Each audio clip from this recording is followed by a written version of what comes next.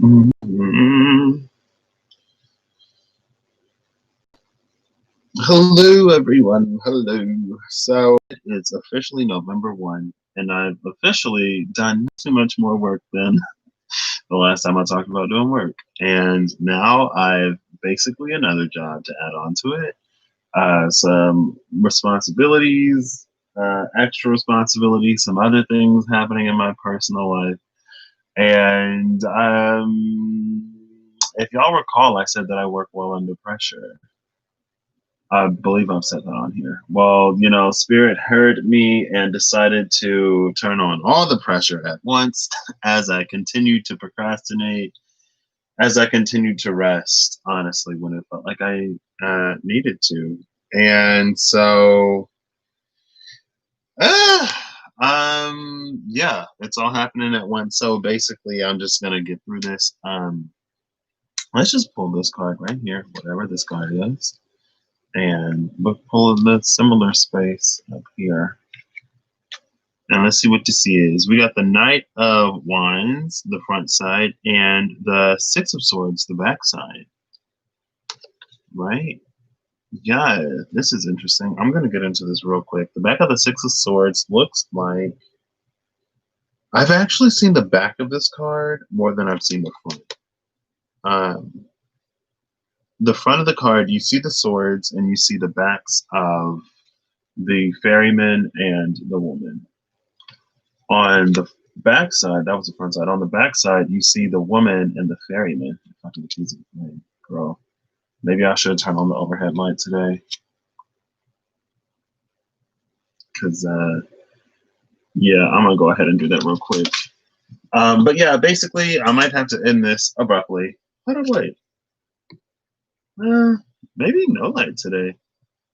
Yeah, so you can see, I'll turn on the overhead light. Oh, goodness. Increased responsibility. I don't know when things are going to happen. I just have to flow with it. And so if I got to go, I got to go. But I'm not anticipating that happening. So on the back of the Six of Swords, we see the people. Is that any better? And I'm not using OBS today, so I'm getting confused. But we see the people and we don't see the swords. Which is, wait, do we see the swords? I don't think so. Some of these are a little dark. Yeah, we actually do. We see the swords, but they're not featured as prominently as they are on the front. And maybe they're more prominently featured on the front of the card to me. Yeah, I'm going to turn that. No, I'll leave it on. Because we don't see the people. But on the back, the swords are still there, but we focus primarily on that. It's a woman or a woman-looking figure holding a cup, garbed in green. There's a man holding basically a staff, garbed in maybe red with a little bit of blue. It's nighttime, so it's a little duller. And so here's this masculine, or it may actually be purple. It feels like this like root to at least third eye energy with the heart in the middle. And the heart is holding the cup. The swords are in front. She's actually looking relieved. Even though she's still in transit, she's looking relieved. And this cup looks like it's holding mist to me, like it's holding fog instead of liquid. And then here's the Knight of Wands. Very square jaw, chivalrous. I don't think I've ever seen the front of this Knight of Wands before. I think the only, I've seen the front of the Knight of Pentacles and the Knight of Swords, because the Knight of Swords has his face covered, and I've seen the front of the Knight of Pentacles a few times, but the Knight of Cups and the Knight of Wands, I primarily see the back of them. But there's this feeling of like us acting on the things that truly bring us passion and joy, that liberating us and finding solace in that. Real quick. So basically, I don't know how long this is going to be. Who is this? Oh, look, there's the title card at the bottom. So we're not going to dig extremely deep into this. I'll just mention it. We have the back of the Seven of Swords. We have, no, this is the front. We have the front of the Seven of Swords. Oh, I should have just turned on OBS. I only get confused when I switch. I promise. I'm always confused. We've talked about this. We have the back of the Hierophant and also the back of the Devil. Two sides of the same coin, the Hierophant and the Devil. I saw someone talking about something. It was a card, I don't remember which lately. It was Russell in his new blog post, Rustling Around.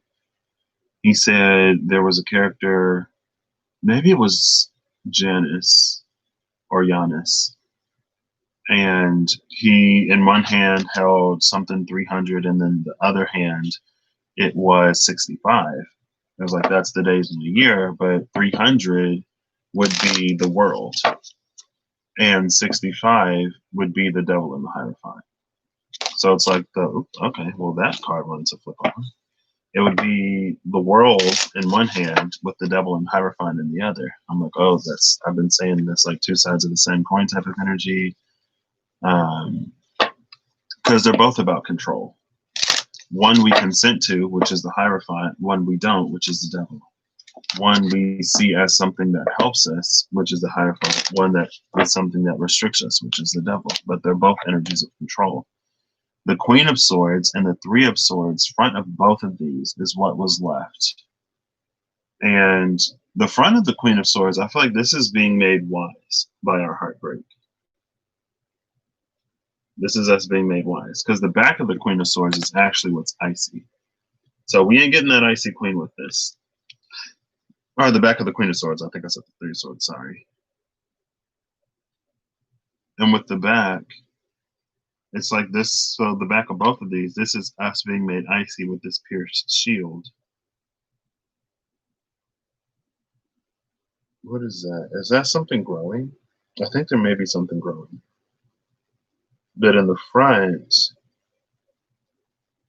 it's basically us owning that heartbreak and not being, it's about, honestly, it's like putting it into perspective.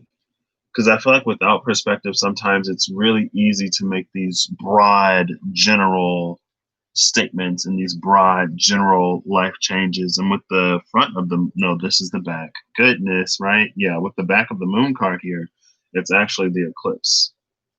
And I only know that because I read it last time. I was like, oh, it's a new moon. It's like, no, that's an eclipse. And we have another solar eclipse coming in December. I believe that card actually came out around the solar eclipse in the summer, around that Cancer. Goodness. I feel like the closer Mercury got to Libra and entered Libra, the more tongue-tied I got. When Mercury was in Scorpio, I was like regular tongue-tied. Now I'm just like, blah, blah, blah, all the time. And again, I was kind of sort of like that before. So how this is going to work is I'm going to lay all the cards out. Whenever we reach a card of completion, it'll stop. I've done this once before on my Legacy channel, but I did it continuously. There are some cards where we may flip it, right? Because there's two sides to these. So some cards may show us the other side. Some cards, maybe we'll even switch things in reverse. Maybe we'll cut the deck. It depends on how I feel it as they come out. But whenever we reach a card of completion, cards of completion for this time being 10, the Death card, the World, maybe even the Four of Wands, because it's like a minor completion. We fill them out as we go. So I'll give this a few of these. And if something falls out, or whenever I feel this, is when we start. There we go. Well, we're starting with the Tower. And I'm just going to pull off the top. Interesting. It's the front of the Tower. Then we have the back of the Four of Cups. The back of the Four of Cups, this is a card of waiting. So since this is a card of waiting, I'm actually going to stop and read what we have so far. It's very go with the energy, and we'll see what happens. So we have this storm. We have a blue eye. This lightning bolt is blue, giving me very like blue lunar storm energy. It's happening in the dark. There's this eye in the sky. Could be the moon. We just had that blue moon, but this isn't a full moon because it's dark. This feels like a new moon. If it was a full moon, I feel like there'd be a little bit more light around it. This is the card I'm talking about. That's the Eye of Dominion. We've seen, especially in the Old Testament, how God would flood the earth. Sodom and Gomorrah went up. There were these things that happened, and it was a sort of divine reckoning. It was a divine judgment, and so it wasn't necessarily always the case of, oh, the divine will protect me from this. It wasn't always the case of, oh, this is the arrogance of man, or this is something man. It was instigated by man, but the judgment was divine. And so instead of treating it like it wasn't happening, it was actually to take heed and to do what you needed to do to assure yourself. I feel like this is a space that the divine has, it's a space of reckoning that the divine has put us through. 2020 has been like tower after tower, but that's a cleansing fire that comes from the divine with that lightning bolt. And honestly, with the space of this tower, it's almost like it strikes the crown, which creates this cleansing all the way to the root. Right? That's the top of the tower. Especially in this deck, it's literally the top of that tower. It may even be a space above the tower. No, that's the top of the tower. And then the fire goes down. But, oh, the people are on fire. In other decks, the people, it's like the side of the tower is struck and people are already like jumping out of the building. So they don't have to fear gravity and being burnt alive, right? Now on the back of the tower, it's interesting. There's the visage of this space. Wow, I never noticed these. Well, I don't know if I see the tower card too much, or if I've seen this side of the tower card too much. Because there is this face. The tower's not on fire, it's still standing. And we see the two sphinxes from the chariot on either side. See? Like, and if you could see, there's like that face looking thing up there. It's getting struck at the top. It's still standing though. And then we see the two, but I think in the chariot card, they're flipped. I think the light one is on the left and the dark one is on the right in the chariot, but I'm not too sure. 16 and 7, they're both that number 7. So that would be why we have that chariot energy on the back. And it's like, to move forward, it must be, well, there's two different things here. Because on the back, it's like, if we were to move forward, we're solid enough to move forward where our tower can get struck and it doesn't combust and people aren't flying out or whatever.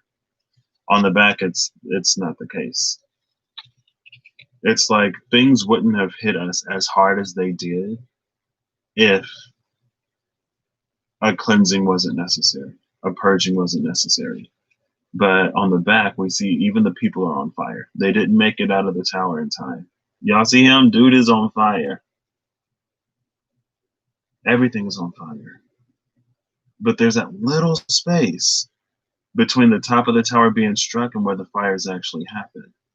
You can see, I don't think the tower itself is actually on fire. And we can see on the back, after the cleansing has happened, we're able to move forward. The tower's not on fire. It's everything attached to the tower. Because I don't know if y'all can see it, and I know the angle is weird and everything, but the tower itself doesn't look like it's on fire. It's the people and everything around it. Yeah, the tower is actually solid. There's like this huge explosion from the impact, but the tower itself is intact all the way down. There's a person on fire. There's some more stuff on fire. I see this hand coming up. There's a dove actually here at the bottom that's just, flying, almost oblivious. And it's almost like as this person was leaping from the tower, he was reaching for the dove, but the dove flew out of the way.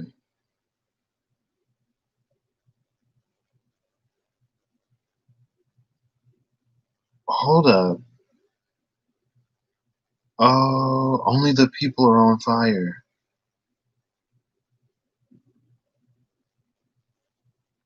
There's this, I see a hand over here. I don't quite know. I see two hands, so I'm assuming this is another person.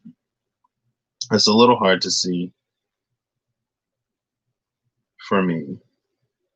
But there's one person who's flying out like belly up, and another person who's flying out back up. The person who flew out back up, who's like diving out of the tower, looks like he was the one reaching for this dove, but the dove has more mobility in the air and it's evading him. You see that? Hold on, what? I can see it on the card. It's a little harder for me to see on the camera. So I'm gonna put my finger here. I know I need to cut my nails. There we go. So we see that dude. It's like if the dove is flying through the frame, wherever the dove was, he was reaching for it, but the dove kept flying. And then here's that other person that's back up. You can tell by the hands. And it's like it's flying in the direction of that person, and it might save them. But if we look behind the people, the tower itself is literally intact. Intact, not falling, not shaking, as solid as it always was. It was the top of the tower, that one, maybe even the roof. Maybe they were both on the roof of this tower and they got struck and they flew out. But like the tower itself is intact. I've never noticed that.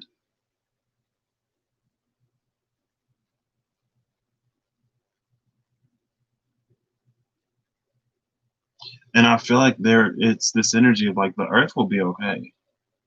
Whatever happens to humanity over time, Gaia, she balances out. She's gone through many an ice age and many a warming period, and she's bounced back every time. And I feel like there's another message here, especially with everything being in Capricorn, of like, it's not the structure itself necessarily that needs to fall. It's the people behind it. It's the way that it's run. Structure in and of itself is not evil. Government in and of itself is not evil. Organization in and of itself is not evil. It's what they're structured around. It's the people that run them. It's what they're built to serve or how they're built to serve, right? Because we'll say that, oh, like, we should get rid of government and we should be tribal again, but tribes have their own governments. You have a chief in a tribe. You have different roles in a tribe. You have elders in the tribe. There's still a structure there. If we blame everything on the structure, we don't we miss out on everything. Everything that we need to see, we don't see. And I think that's why the back of the Four of Cups is here. It's not even the front of the Four of Cups, it's the back. And it's interesting because last time I'm looking at these and I'm like, okay, that one's obviously a cup. This one's a cup. That one could be a cup. But it's like there's a cup missing here. It's like one of these looks like a piece of driftwood or something. instead of an actual chalice. And then there's the boat on the horizon. It's a different boat, of course, but recall the woman holding that cup that looked a little misty, like it was holding mist, or it looked a little dirty to me. She actually has that fourth cup and she's already set sail. There's a piece of driftwood where we think that last cup should be. Have we missed the boat? Maybe. Not to say that that's the only ship. But again, here's a man, I don't know what that other person is, but this man is on fire. The woman is on that Six of Swords with her cup already moving on.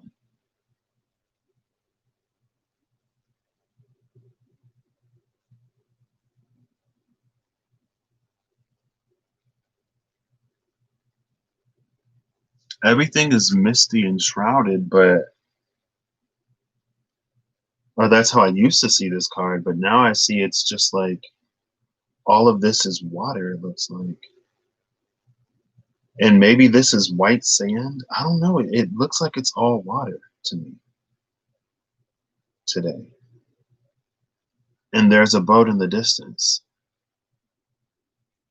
So there's this interesting energy of like not necessarily drowning, but being stranded out in the middle of this water. These cups are floating on top of the water, like this piece of wood. And these cups, they're looking like they might have been like, if not solid gold, at least metal. Metals and gold should float or should sink. So the fact that these are floating pretty high on top of the water today means that there's no worth, there's no value, there's no substance here. If it was what it was, it would sink below the surface. If it was actual gold, if it were actual metal, it wouldn't float on top of water like this. Just like the actual structure, it's still standing, but it's the people that are on fire. Only the people are on fire. Everything else, nothing else has caught fire. And that's why nothing is on fire on the back of the card, because there's no people. There are no people here. That's why there's no fire. Oops. On the front, y'all see how that stood up for a second and then went down? On the front, only the people are on fire. The tower itself behind it's completely fine. We see the explosion or the release of that energy because of the lightning that's no longer free flowing. It's stopped on the side of the tower, and so it all just disperses there.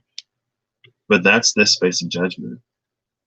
It's not the bodies necessarily themselves that are being judged, it's people.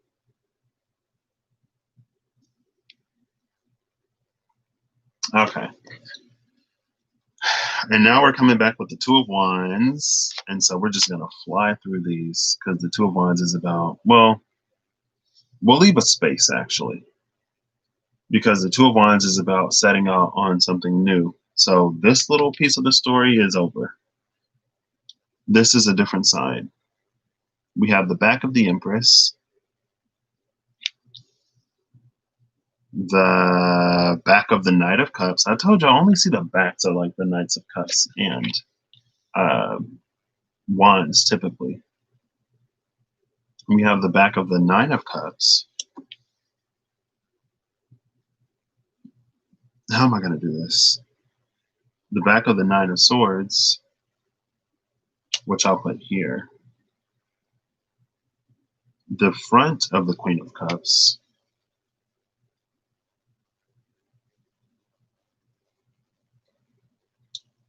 The Sun card, the back of the Sun card.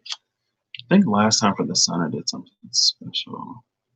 Actually, I'm going to put this back because the Queen of Cups is intuitive, right? So before I get to the Sun, I'm actually going to pull a card, whichever card will come up. Well, actually, I guess it's this one. So before that, we get the back of the Seven of Wands. The Seven of Wands is, let's see. Because I feel like with the Seven of Wands, I should do something. It's in the dark, right? And it's standing there. So we're going to stop here again, and we're going to look at this.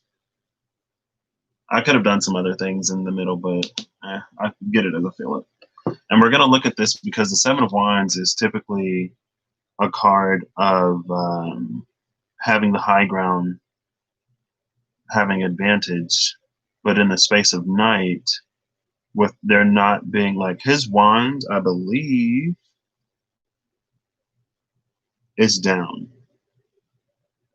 So he's at a resting place in the dark. So we get to take a breather and look at this. So we're starting now with the Two of Wands. This is the back of the Two of Wands actually. And we see, what do I see?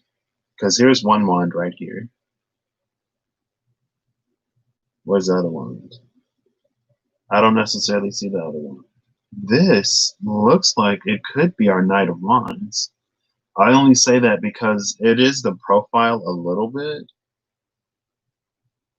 but it's looking like his jaw is a little square. And the jaw of that Knight of Wands was real square. And I only see him holding one wand, just like the Knight. So this is our Knight of Wands, maybe after that conquest. This is a new life. This is a life where instead of fighting, he follows whatever this golden orb is telling him. And it's interesting because this, it like I said, a new life. That's what this feels like. This feels like a new life. It's like he's holding a pinnacle, but there's no, the star isn't etched on it yet. Nothing, it's not carved out yet what this experience is going to be. It's this brand new experience. It's the Two of Wands. He's almost leaving a space of like luxury, right? It's like, in this life, would he find success or acclaim as a warrior? Yeah, because he has that previous experience sort of backing it. But maybe that's what this is about. This kind of sort of was about, the state of the world, but now on a more personal level, this is about the things that this person is actually leaving behind.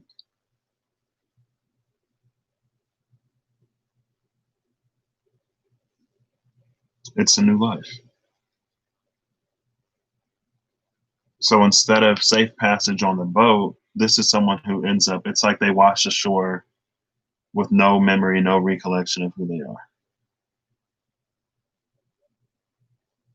And they find this person might end up becoming a fighter again, honestly, especially with the Seven of Wands where we start. They might end up going back. So the pinnacle it's been wiped clean. There was this space of evacuation. Maybe this person was on a ship. Maybe this was a boat. Maybe there was some movement. Maybe we were going somewhere. And honestly, now it's feeling like an illusion. And it's reminding me of the story that, where is it? It's right here. So maybe I'll pick a random page in here. What is this? Arms from the Sea. Because I remember there was a line here where like the boat was going down or something and they had to jump ship. I'll pick a random line. We'll go right here. It looks like a little bit of dialogue. Lyle nodded. Can we talk about the whales? He picked up a blade and began to hone it on a whetstone. Of course. You know how grateful I am for everything you've done. What's the matter? The plans they're presenting in the plans they're presenting in these meetings, most of them protect only a portion of the whales, and the portion is shrinking. Audrey shook his head. I'll speak to them. The tractors are back, Lyle said. Tractors? They're tearing up the rhyme as if nothing has changed. Just then, Jordan entered the studio to summon the minister to a private conference. This minute? Audrey frowned.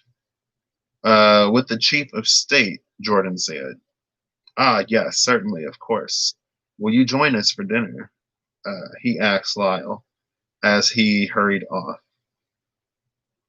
And then at the bottom of the page, just this one in particular, there's this little like wave down here. Y'all can see that. Above the number 87 is a 15. That's that double energy. 87 though also is the star in the chariot.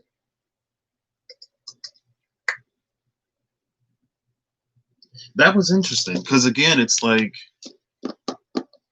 that's kind of sort of what I was talking about when, not necessarily, but kind of what I was talking about when it's like the structures themselves, like government in and of itself, the energy of government in and of itself is not evil. The energy of even politics in and of itself inherently is not deceitful. But when ego comes into play, when it doesn't serve all, that's when it becomes lesser than what it could be. Right. So now it's like everyone's jumping ship. It's like instead of like trying to fix or resolve or rectify some of this, we're just jumping ship. And so we're out here just swimming. Anyway, coming back to this side of the story over here, that was all. That was what that was. This is something different. So this person washes up ashore, pinnacle wiped clean, maybe finding affluence. Maybe they were taken in by a wealthy family because I don't know. Sometimes people do stuff like that. Like, oh, like, this person's exotic. So let's welcome into our family. Let's do whatever. Right. And then we come to the back of the Empress. Now the back of the Empress is interesting because now this is an energy of like, let's see together. There's this bird flying above, giving me hawk vibes. Might be a vulture. I'm not sure. There's a tree off in the distance.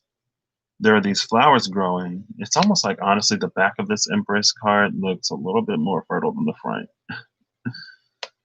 But I didn't even, let's focus on the side we're on. Okay, so there are these flowers growing behind the Empress. Could be roses, could be tulips, could be pansies. I don't know, flowers really. They're red, which speaks of the sacral. There's also green here, which speaks of the heart. But with this tree in the distance, I feel like either this is the gift of a new life, honestly. Either this is the gift of a new life, free of all the turmoil and struggle that existed in the past, or this is a return. With the back of the Knight of Cups going into this Nine of Pentacles, following the stars, I feel like there is a certain element of separation here. Since I did just look, and there's a little crab down here, so it could be Cancerian. I think there's a huge crab on the Moon card, or the High Priestess. One of them has a big crab. This is a small crab, though. Knight of Cups is in full armor, white horse, riding off, following the stars. But there's also stars on the left side that he's not following. He's following the stars on the darker side of the sky, it looks like, instead of the lighter side. Y'all can see the stars. And with the Nine of Cups, the back of the Nine of Cups, there's almost this energy of like living a double life. It's like while we're awake, we're living this regal life of fortune where we don't have to work for anything. That's why the back of the Empress is here. She doesn't have to create anything. She gets everything. But at night, maybe this is a memory, maybe this is a call of what we actually desire that lies beyond what we get in our waking lives. And then here's this Nine of Swords. I don't know where this is going, y'all. We'll figure it out, I guess. With the back of this Nine of Swords,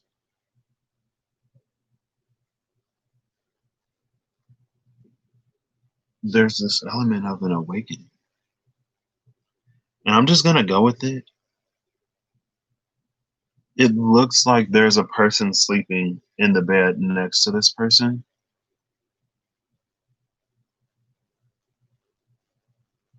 Oh, this is so interesting. It looks like there's someone sleeping in the bed next to him. but he can't sleep, and he gets up, and in the night there's this vision that he receives. It's these swords of light that cut through this darkness, almost to remind this person of who they are, or what they're supposed to be, or what they have the ability to become. And with the Queen of Swords, or with this Queen of Cups, presenting the fourth cup, she doesn't look very happy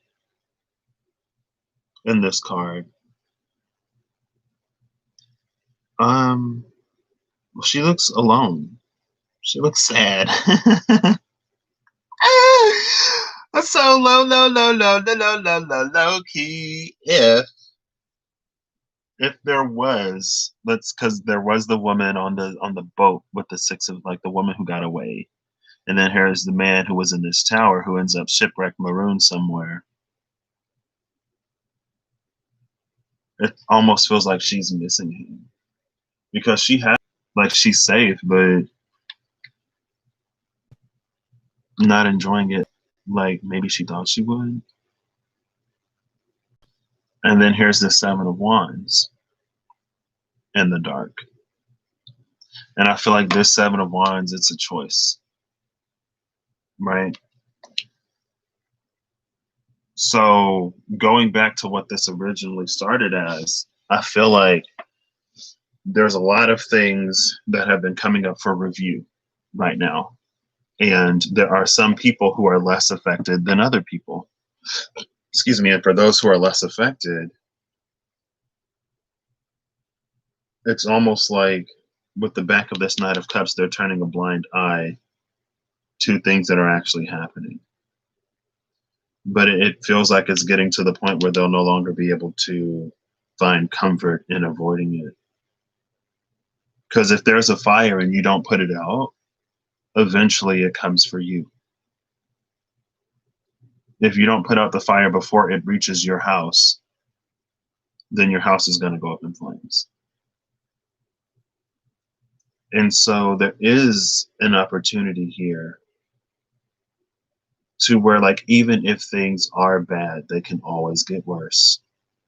And before things get worse, it's an opportunity to address it. This is almost like, well, we don't really see any opposition on either side of this card, honestly. But it's almost like it's the chance to prepare for this before it even happens.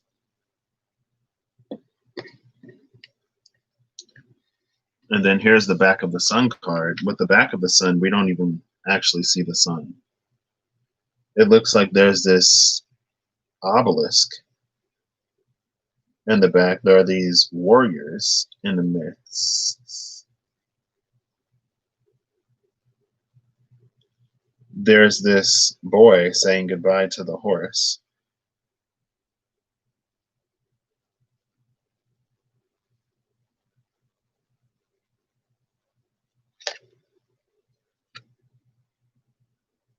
Right here.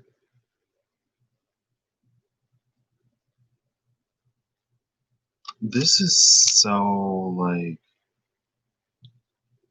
it honestly feels like there's this energy of, like, past lives, alternating timelines, things that are happening.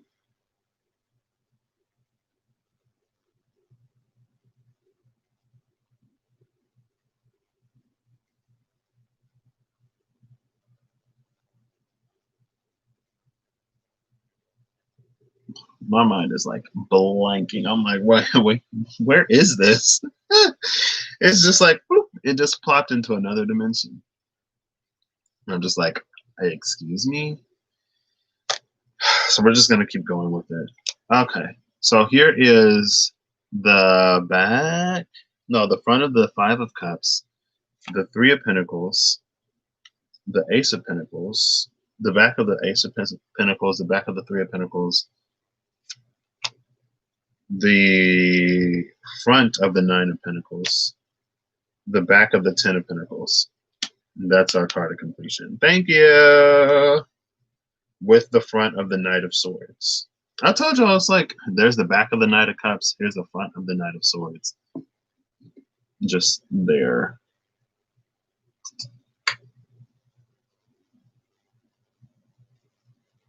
I am curious. Oh, it's that eclipse. It's that moon card. The eclipse is at the top of the deck, or the bottom of the deck, technically. Right? I was just like, what? Yep, there it is. There's that eclipse. That's the one we're heading towards in December. So, oh my gosh. I think last time I did this type of style, it was that same like one of these is like the past, one of these is the future, one of these is the present, one of these is in the waking world, like this part is in the waking world, this part is in the dreams, and it was like this weird like time thing. Girl, oof, this it make my head hurt because honestly,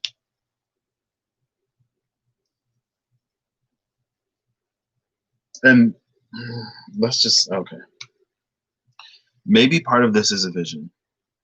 Maybe in this space right now we're able to predict to some degree what our life would be like if we continue down the same path that we're going down.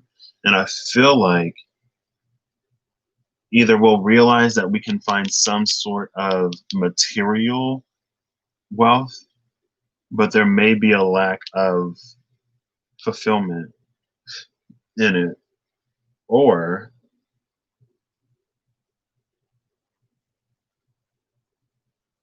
no, we'll just go with that one. Something about this Queen of Cups is interesting. But we end up here with the Ten of Pentacles. Yeah, and that's see, because like here's the Five of Cups.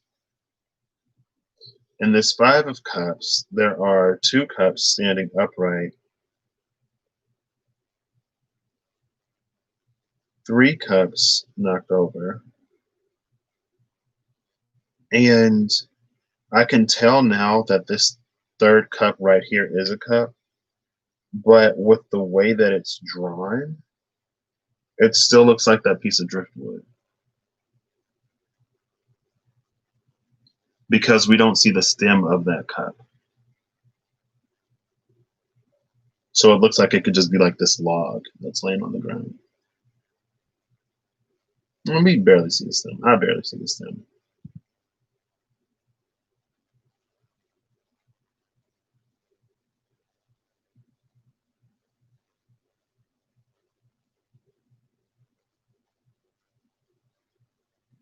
This is so weird.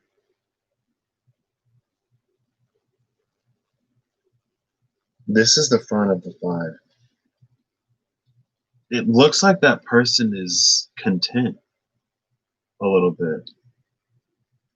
This person is content looking at these three spilled cups and not claiming those two.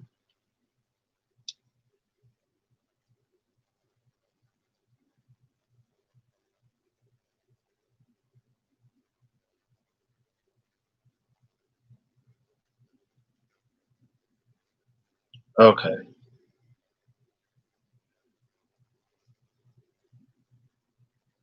This feels like, you know how sometimes we can feel like we're not good enough for something or someone, and we see them doing good or we see them doing well. We see them progressing, and there's this. It's it's a sadness to not be there, but also a joy to see them doing well. But in that moment, if this is an opportunity that we self-sabotage, if we told ourselves that we weren't good enough for this and then we see it blow up or we see it take off or we see it doing well, it can be that confirmation of like, see, like, look how well they're doing. I knew that I wasn't enough or that they wouldn't have been whatever. And it doesn't necessarily have to be a person. It could also be a job, right? Maybe there's an opportunity. It could even be something like a startup. It doesn't necessarily have to be a startup, but there's an opportunity to like bring you into something on the ground level for you to be a part of it before it becomes all of what it is. But you think that you're not qualified or you think that you're not good enough. And it's honestly like, if you weren't enough, this opportunity wouldn't have been presented to you. But you allow yourself to miss out on something that was for you. And then again, there's the joy of seeing this success and this confirmation of like, see, like I knew I wasn't whatever. This is all mixed up. I feel like I should like change how this is laid out. Okay, I will. So, but I'll do this first because here we have the card of partnership with this Three of Pentacles. And in this Three of Pentacles, we see the wealthy man contributing. He's bringing this block of fire, looks like, because of the upward pointing triangle. There's the pentacle, well, there's three pentacles up here. He's garbed in green, looks like, with a little bit of red. Is this a red flower? Maybe one of the red flowers from the back of the throne of the Empress. The sun is shining through the stained glass windows.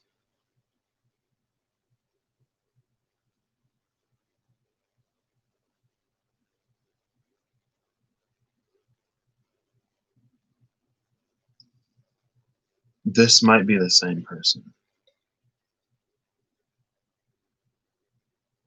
This is so weird.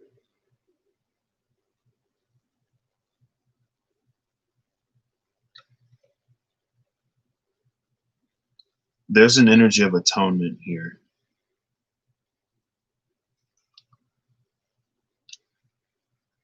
I feel like this is like they're like bits and pieces. It's like, what's one of those movies where you go like back and forward through time? Because it feels like he mourns gladly, and he,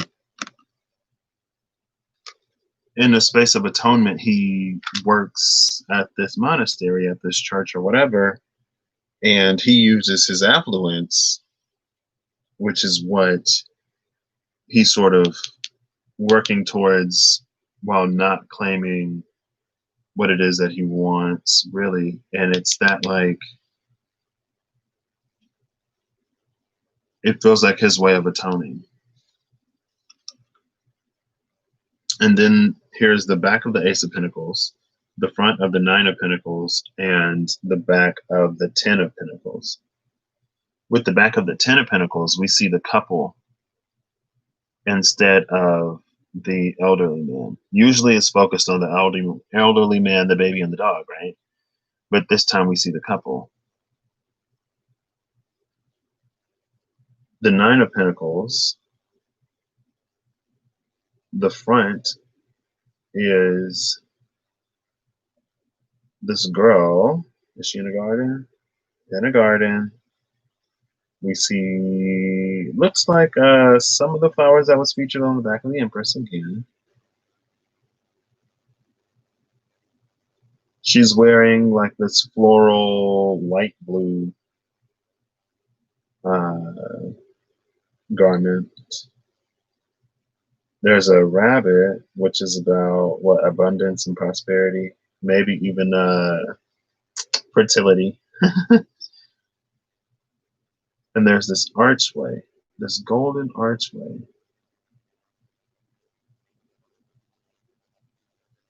But it looks like a window or a doorway, maybe a portal, because of the structure at the top. And I'll show y'all in a minute. I got it like up close to my face so I can see. And with the Ace of Pentacles, there's the back of the Ace of Pentacles. There's this man holding a pinnacle, and honestly, he reminds me of the Six of Pentacles because in the Witch's Tarot, it's a man garbed in green and some other colors who's dropping pennies. There are two people in the back, also featuring the color green.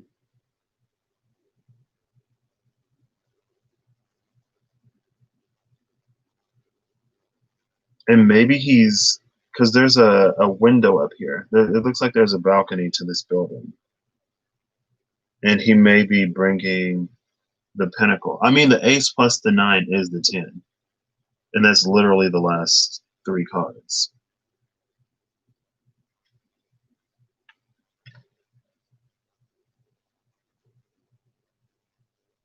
This is a ride.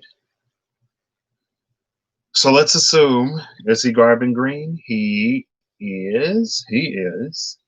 He ain't like super fancy because, you know, he ain't necessarily out, but he is still garbing green. So here's this Ace of Pentacles and the Nine of Pentacles following this Three of Pentacles. There are so many. If you can follow this, I applaud you. Because I myself am like, what's going on? Oh, well, the Nine of Pentacles is on the floor now. Let's see if I pick her up upright or in reverse. I mean, like front side or back side, because I've seen the back side of her before. Ooh, it's the front side, but she's in reverse now. Let's turn her back up. Okay. So here's the Three of Pentacles, the Ace of Pentacles, and the Nine of Pentacles. The Three of Pentacles being that space of collaboration. It's where the 1 and the 9 come together to make the 10. So that's just talking about that. And then there's like, everyone is garbed in green. Like, here's this person garbed in green, going to the monastery. Here's another, and there are more people in the back garbed in green.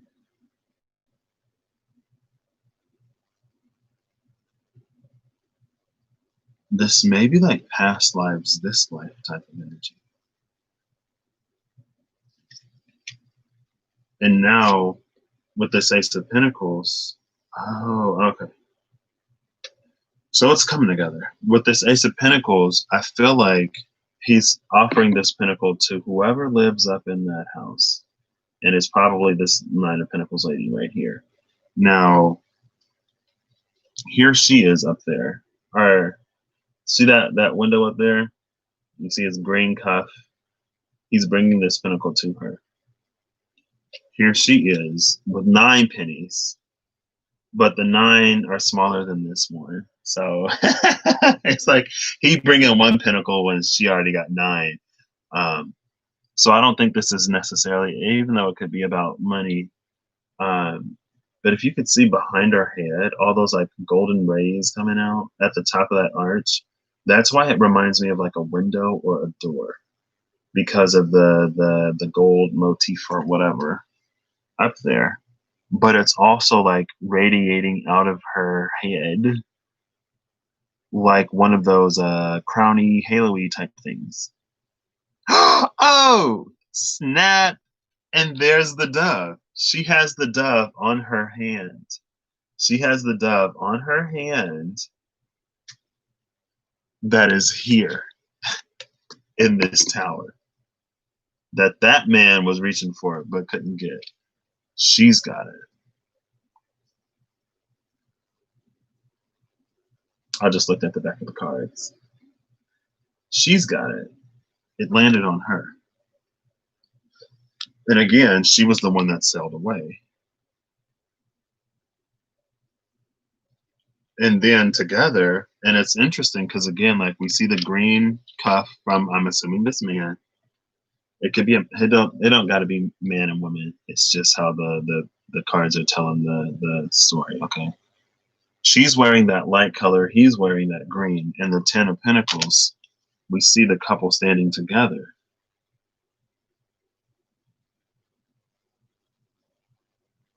Instead of seeing the grandfather and the baby with the dog, we see the couple. So there's this energy here of the present, correcting for the past in this present moment and assuring this dynasty, this legacy moving forward.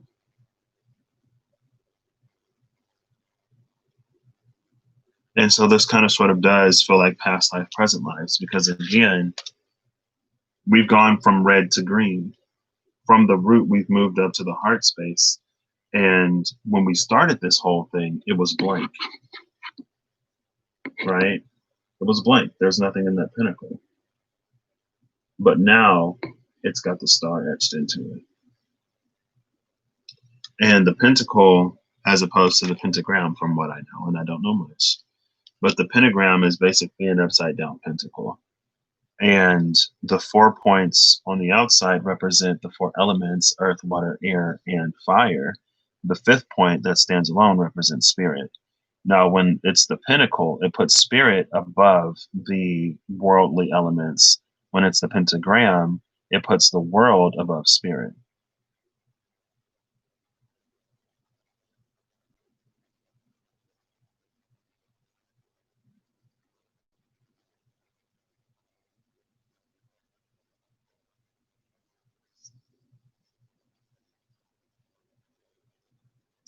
So I guess this is that sea of consciousness.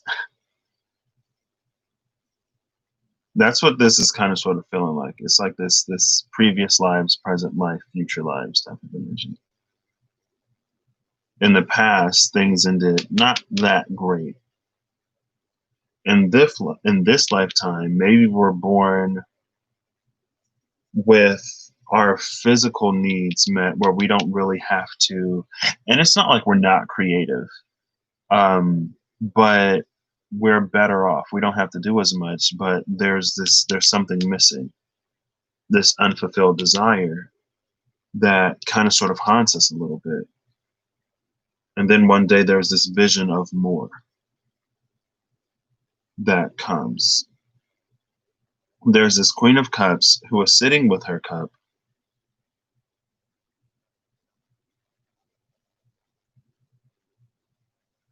and like, these are the only female figures, because we don't even see the Empress, honestly. So we assume we can see the top of her head, but like that could be anybody head. Anybody can be an Empress energy, especially if we're talking about creativity and fertility. We'll take the child out and the Empress. So the Empress and the Sun will sit out to the side.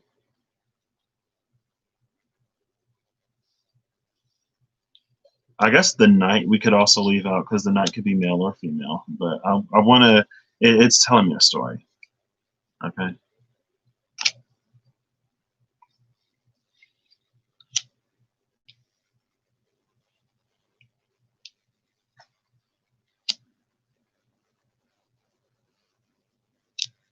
Okay. What I'm trying to see. I'll put these over here, because there's a way I want to lay this out.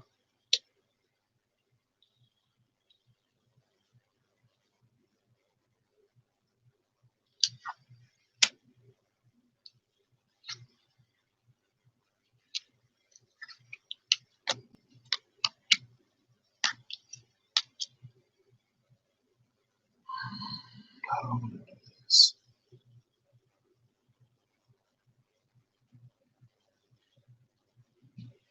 Bear with me. Y'all can see the table? Nice. The table is featured, so we're going to move these off to give me a little bit more room to work with, because there's a way I want to lay this out to show to y'all. So this is all of the masculine or assumed masculine figures up here. Yes. Here is all the feminine or assumed feminine figures here. We'll do it like this.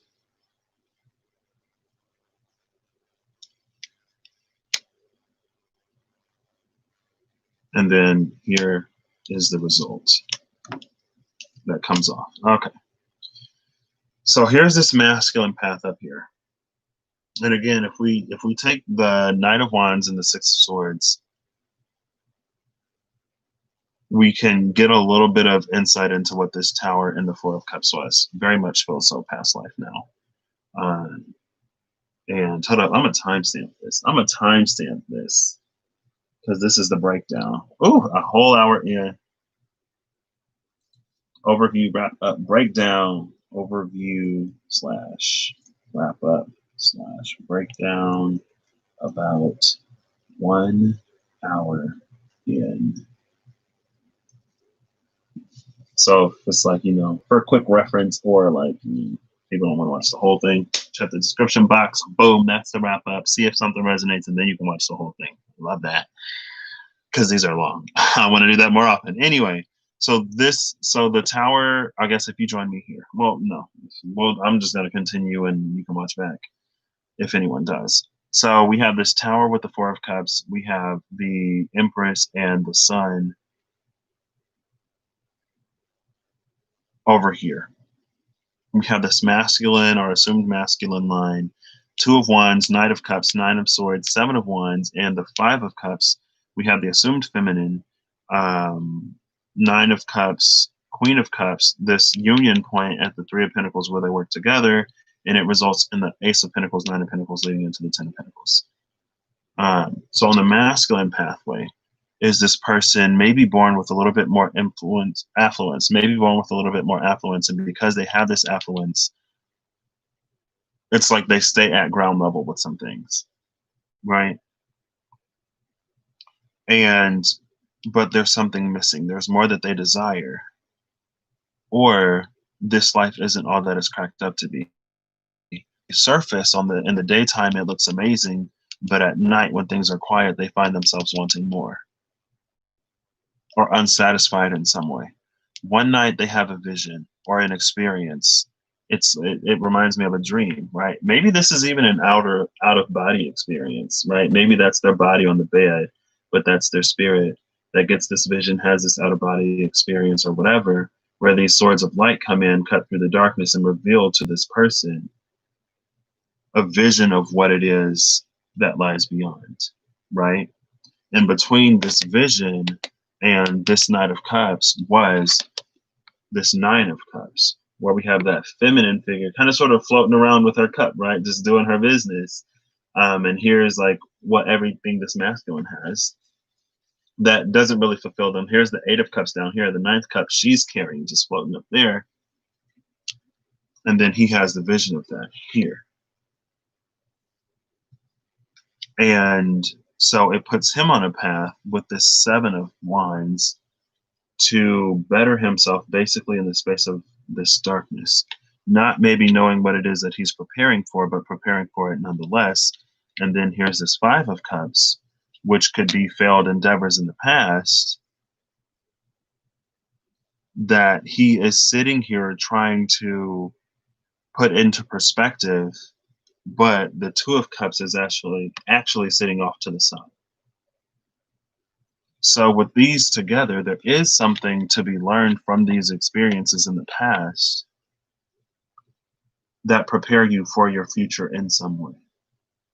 It's these opportunities to heal these things within yourself, to basically be made new, or to be in the space to be made new, or to experience something new at this Three of Pentacles point where the cooperation and collaboration is required. And on this feminine side, again, she's just like kind of sort of in his mind floating or whatever, but in her world, she's this Queen of Cups, this intuitive, maybe spiritual person who, instead of all of this like pentacle, instead of like this more regal experience, also it's like with this Two of Wands, here's this uncarved pinnacle.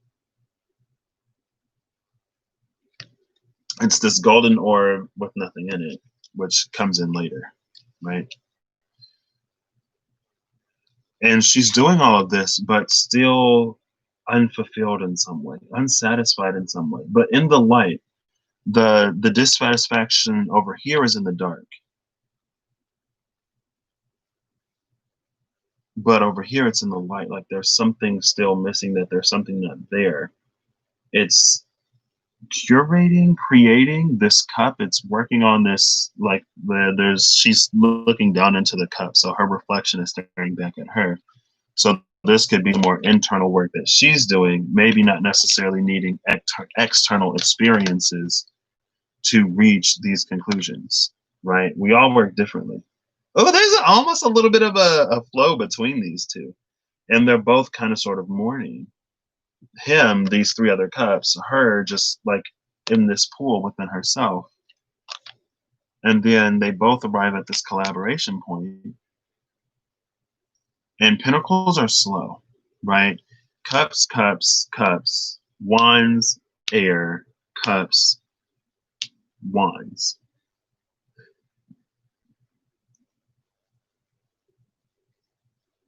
All of this energy is a lot more fluid than the pentacles, but all of the pentacles came out at the end. It was the three of pentacles, the ace of pentacles, the nine of pentacles, and the 10 of pentacles. All these came out at the end. And again, the other cards we have the tower, the four of cups, the empress, and the sun. But now as we're earthing this over here, as we are putting everything into a context that is able to be experienced, this man has to basically carve out the pinnacle from that orb, from that golden orb.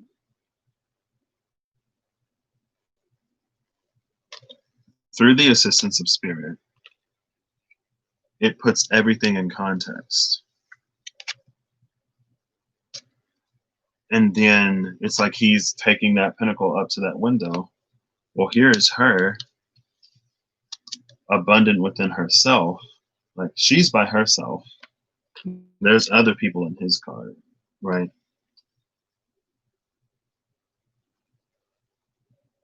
And then they end up together in this 10 of pentacles. You see oh, there we go. There's a little more light if I hold it this way. The woman is wearing the light color. The man is wearing that green color, right?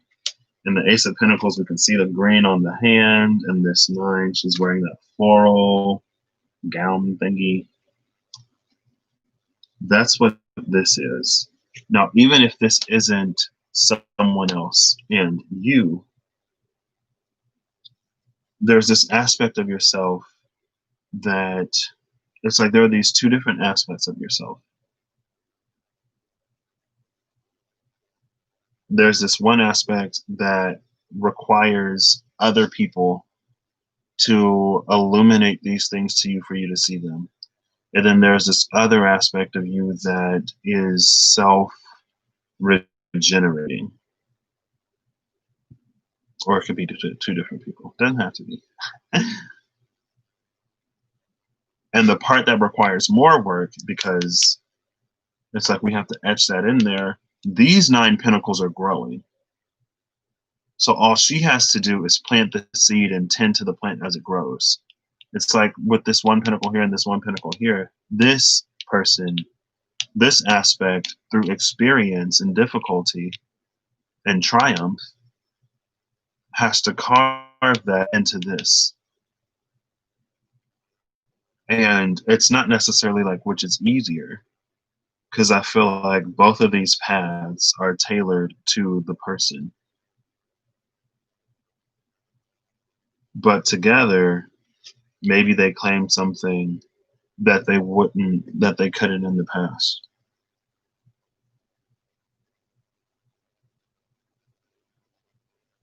And so we have these 3 majors in the 4 of cups. Now, if it was the other side of the 4 of cups, it would have ended up here. But it's not, it's this side. So that's what I have. Where are my energy oracle cards? Oh, I don't think I took them out. Yeah, I didn't. Yep, and those are, I was like, something fell in the box. Let's just see what we can get on this. This is interesting.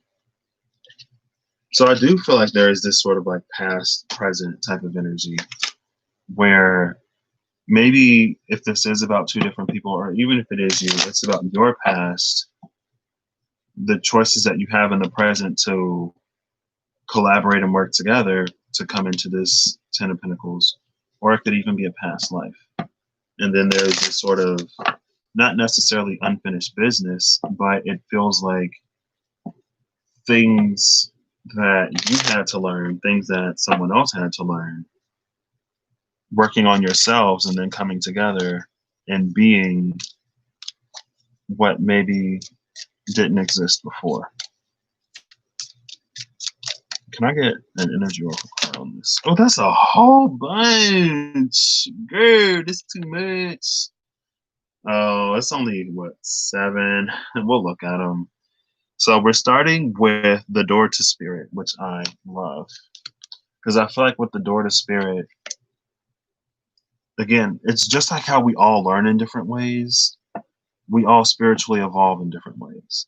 Some of us require interactions with other people to really get it. Some of us require these more like hermit-like interactions to get it. It's just that we learn in different ways. And is this adjacent possibilities? It is adjacent possibilities after this door to spirit. It's like these things are so close to each other, we could completely miss it.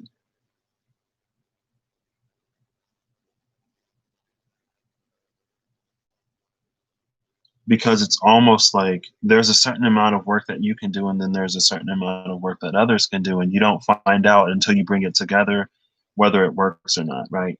Even if you are collaborating intensely, even if you're collaborating intensely with someone, you don't necessarily know how it all comes together until it's all together in one space.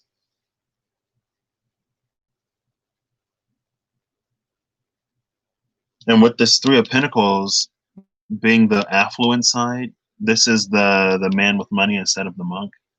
It's like we have all of the resources that we need, and he's carrying this block that is the element of fire. That's a stable vision. And it's almost like the keystone of what's so important to make this last. Also, it could be a salt block, right? And the thing about salt is that it allowed us to get through the winters more easily. We could cure meats, we could store them, and then over the winter time, when it's too cold to really go and do stuff, we would have it. Or was it the opposite? No, I think it was that. But you had to dig the pit in the earth because below the earth the temperature is more stable. It's less subjected to the fluctuations and seasons on the surface because that's where the sun interacts with the planet. But below the surface, all of that comes from the core of the planet. And so there is this sort of sweet spot between what you do within yourself and what the environment provides for you. And again, the balance is different on both of these. But with adjacent possibilities, it's like spirit has put you in this position to learn all of these lessons so that when the moment comes, you make a different choice. It's like if this were a movie and there's this couple that meets together and all of these different eras, but it always comes down to this one choice. And the same choice is always made. And because that choice is always made, it always ends up in not a happily ever after. But with adjacent possibilities, it's like there's this hope that this time around we'll do something differently. And even if this is collective, right? It's like how many times have, we've been brought to the brink of extinction? I don't know. But it's like hopefully we can make the choices that get us closer to that bright future instead of mirror to that doomsday that so many people are prepared for, it seems. Next is cornucopia, which I love because that's what she's holding. Excuse me. She's holding a cornucopia up there. You see her holding that little cornucopia? Now the cornucopia card, which is that abundance. This is the direction that spirit is trying to lead us in, overflowing, unlimited abundance, but in a way that doesn't stagnate. Next is the world. That is a card of completions, And this is almost like an off Earth view of the world, right? If we can see the sun, or if we can see Earth eclipsing the sun, we're not on planet Earth anymore. We may be on the moon from the space of intuition, or we could be on a different planet, or we could be on a little spaceship or something. I don't know. But it's also about getting, again, this bigger picture, this bigger perspective of our experiences that can put things into light and shadow. And I think I talked about it in one of the piles that I did yesterday on the Legacy channel about how when we're too close to something, yeah, I did talk about it. I think it was the first one. No, it wasn't the first one. I think it was the second one. Um, or was it the third one? Hold it. Maybe I didn't. I remember it's when Samikio. No, that was before yesterday. Because I got Samikiel and Uriel, and then I got Uriel and the Angel of Mercy. So it was the Angel of Flames. I forget what Uriel is. I think it's the Angel of Flames or Fire, and the Angel of Vengeance, and then it was the Angel of Flames with the Angel of Mercy. And it was about when we're too close to something, we feel justified in what we do, but sometimes we're not. But it's in that space of being emotionally motivated that maybe we do something that's a little extreme. But this is about putting all of our experiences into this context. It's about getting the bigger picture so we're not so focused on our own experience that we can, at the very least, see how we impact other people. Because to come into this space of a Three of Pentacles and to make all of this happen, we have to own the impact of our actions, positive and negative. Then we have this yin yang, all tied up, and indecision.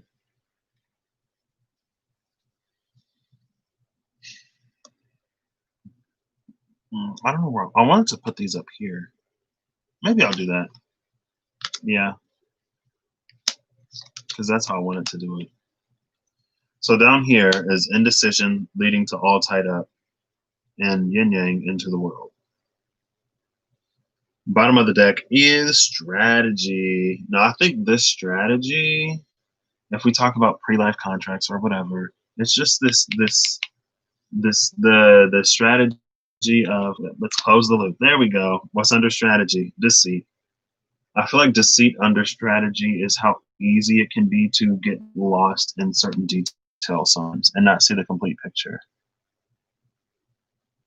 Right?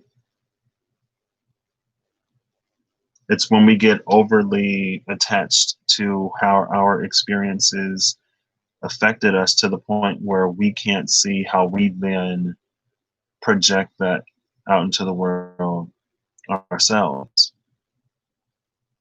And it's almost, and I've talked about it before, it's almost this unfair game sometimes of karma, quote unquote, where it's like you do something bad because someone did something bad to you. But since you in turn did something bad, you now have something that you have to pay for. Whereas if you turn the other cheek, you wouldn't incur any karmic debt by continuing that cycle, continuing that harassment or that abuse or whatever. But it's when you continue it, when you choose to continue it, that you now have something to pay for as well.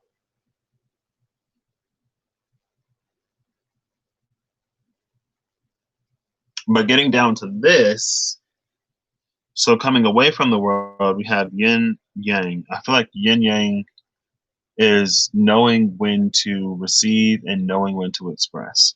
It's knowing the balance between the two of these things. And with all tied up in indecision, it feels like we are dominant or heavy in one. So you may have, if this is a relationship, let's say you have someone who's yin dominant and someone else who's yang dominant, and there's no real balance in between them. So that could play out as one person always compromising, the yin dominant, and another person always making demands, the yang dominant. And instead of give It's like instead of there being a balance between giving and taking, one person is give dominant, the other person is take dominant, and it leads to this space with indecision where there's no progress that can be made. It's like we can't make our way down here to the Ten of Pentacles if we can't get this Three of Pentacles situation worked out in a certain way. But again, with it coming back to the strategy, this is also known. Everything is taken into account with that strategy. The key figures, the key players, it's us and the decisions and choices we make, right? Because again, even if you are presented with a certain choice, even if you suffer under certain circumstances or you suffer certain traumas, you still have choice. Not all people who suffer from abuse turn around and abuse other people. Not all people who suffer from a certain trauma go out and then make others suffer from suffer to a similar trauma.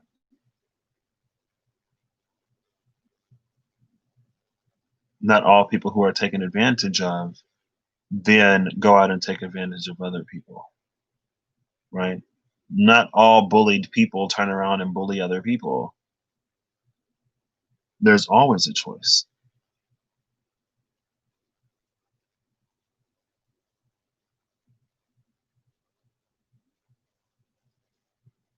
But it's to be more fluid in this. So if you are yin dominant, then work on that yang side. If you're yang dominant, then work on that yin side. And again, this is a practiced balance because there were no pentacles before we came to the space of collaboration. Now, all of a sudden, here's the Ace of Pentacles and then the Pentacles, and we're expected to get this Ten of Pentacles. But we've never practiced this before. Excuse me. But with the door to spirit and adjacent possibilities, it can happen. Sometimes it's just a matter of how bad we want it and what we're willing to do to get it. And not in any nefarious way, but what we're willing to do as far as like, are we willing to be a little bit submissive, or not even submissive? Are we willing to listen? Are we willing to speak up? Right? Because if we don't speak up, then it leads us feeling cheated and all kinds of other stuff. And then we just sort of silently brew and hold these things on the inside. If we're not open to listening, then that's just like us driving it off the rails, right? It requires growth on both sides. Growth that we are in a position to attain or achieve. So that was this. Now I get to work. And I'm hungry again. I was feeling pretty stuffed. Now I kind of wish I had saved the food that I ate. Oh, it's fine. It's fine. Such is life. Is that what C'est la vie is? All right. Final message from the vice versa, please. Okay. Well, those just turned over. Final message from the vice versa, please. Yeah, I'm like really hungry now. Okay. Well, temperance just flipped over. That's the thing about these cards, though, since they have like a front side and a back side. If a card just flips over, that isn't necessarily like, hey, take me. It's just like, hey, I need to be on the other side. Okay.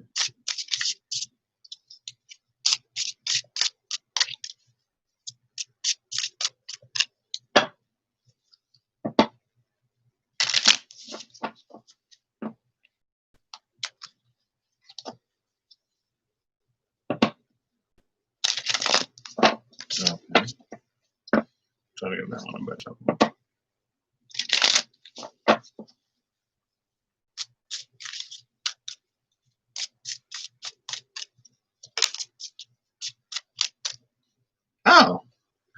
Oh, in reverse. Come on. Everything is upright.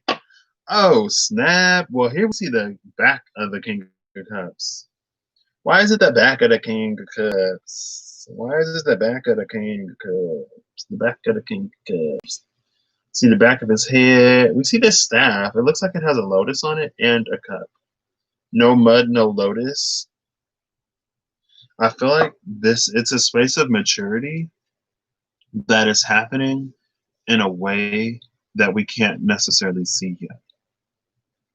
Because we see the lotus on his scepter or staff, and we see that cup, but we don't see his face. The card that came out, is this the High Priestess? It's the back of the Hierophant in reverse. Did the back of the Hierophant come out earlier? I think so. The back of the Hierophant in reverse. The bottom of the deck would be the Devil upright. The front of the Devil, yeah, it was the back of the Hierophant and the back of the Devil that we saw at the beginning.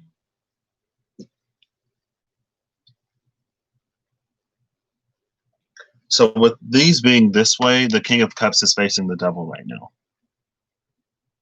Right? Because if I turn this upside down, it would be the back of the Devil and the front of the King of Cups. They're facing each other. Oh, snap. Who was that? The Eight of Swords? It's the Eight of Swords. In the space of darkness. But this way, we see that it's actually like, oh, there's the Ten of Swords. It's the back of the Ten of Swords. So with the Devil, it's the front of the Eight of Swords, that card of entrapment. But on this side, we see that there is this transformation of the ego. There is this separation of the self from our experiences. And then there's another card of the eclipse. Now, this card is the one that for sure came out around the Cancer solar eclipse. The other card that I saw, the back of the Moon card, maybe that'll come in closer to December. So it's the space of transformation that's been happening on a very deep level. This is a scorpionic energy. And then we have this Taurian energy in reverse.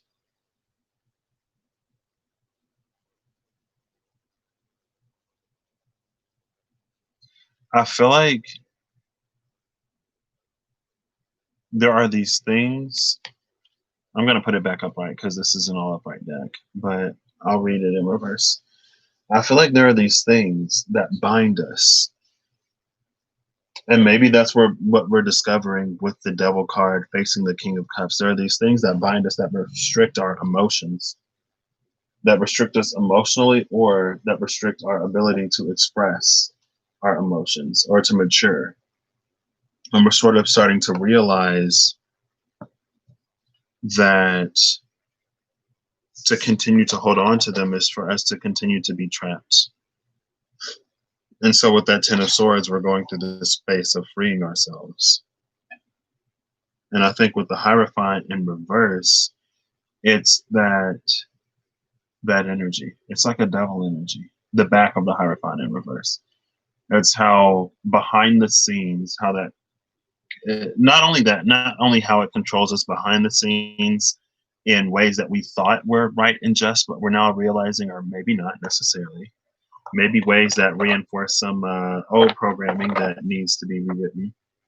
But it's also this energy of like, as long as that continues to remain undone, whatever that endeavor is destined to fail. It will not be blessed with long-term success or whatever, because that self-entrapment still exists.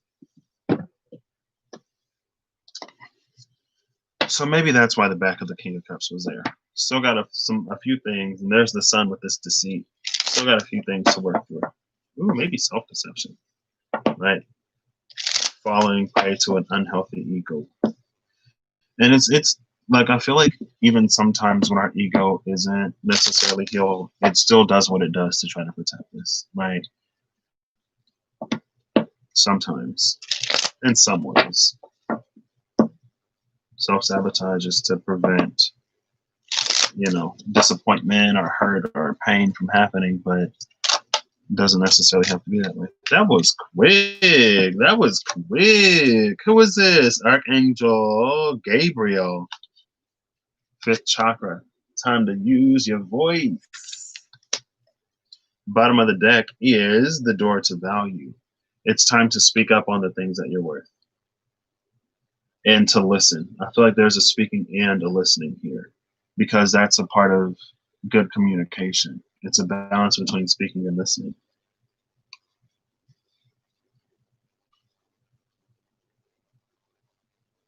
And I feel like there is also a softening of the ego. Like if you're the type of person that can't necessarily take constructive criticism, I feel like it's to work on that, especially if you're in the space where you know that people have your best of interest at heart.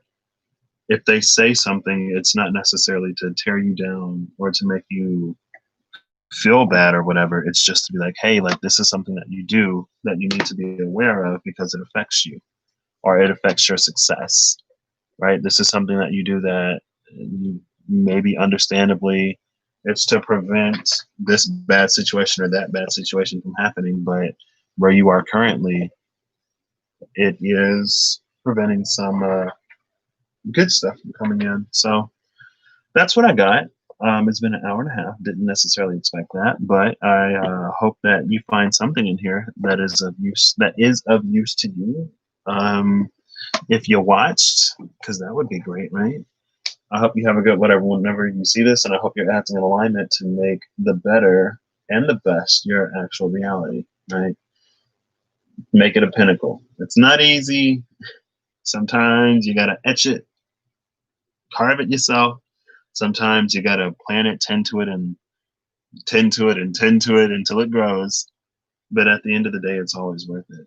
So that's what I got. Bye.